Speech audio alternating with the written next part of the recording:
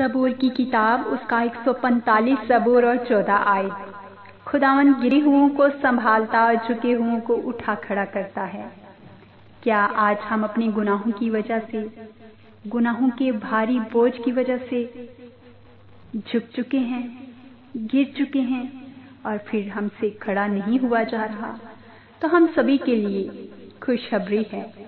خداوند پاک خدا فرماتے ہیں، اگر تو قاتل متی کی طرف پھرے تو بحال کیا جائے گا۔ عزیزو، ہم پھر سے بحال کیے جائیں گے۔ آج وقت ہے سوچنے کا کہ کیا ہم اپنی نادانی کی وجہ سے رفتہ رفتہ بربادی کی طرف تو نہیں جا رہے؟ کیا ہماری روح اداس و نڈھال ہو گئی ہے؟ کیا ہم کھنڈر بن گئے ہیں؟ کیا خدا کا ہاتھ ہمارے خلاف اٹھا ہوا ہے؟ کیا ہم اپنی غلط عادتوں کی وجہ سے خدا کو ناراض کیے ہوئے ہیں؟ ہم گر چکے ہیں اور اب کھڑا نہیں ہوا جا رہا۔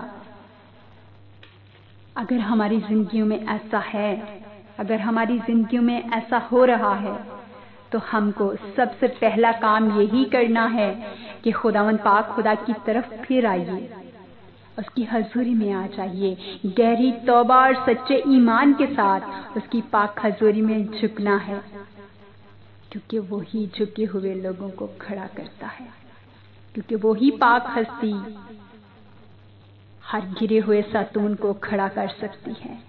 وہ ہمارے زندہ آسمانی باپ ہیں۔ ہم سب پھر سے بحال کر دیے جائیں گے، ہماری تمام تر خطائیں معاف کر دی جائیں گی، کیونکہ اس پاک خدا کا وعدہ ہے کہ تم بحال کیے جاؤ گے۔ ہم پھر سے بحال ہو جائیں گے، اس لیے آئیے آج ہی اس وقت اس کی طرف پھریے، اپنے گناہوں کا اقرار کرتے ہوئے۔ ہم کو دیر نہیں کرنی۔ اگر ہم باغی بنے رہیں گے تو شاید ہمارا کچلا ہوا دماغ ہمارا ساتھ بالکل چھوڑ دے، لیکن اگر ہم دل سے اقرار کرتے ہوئے، گناہوں کی معافی مانگتے ہوئے اس کی حضوری میں آ جائیں گے تو تسلی پائیں گے، اور فروتن ایمان ہم کو سکون دے گا، کیونکہ یہ خدا کی آواز ہے۔ لکھا ہے کہ میں نے تیری خطاؤں کو گٹا کی مانند اور تیرے گناہوں کو بادل کی مانند مٹا ڈالا۔ یس ہاللویا۔ میرے پاس واپس آ جا، کیونکہ میں نے تیرا فدیہ دیا ہے۔ آمین۔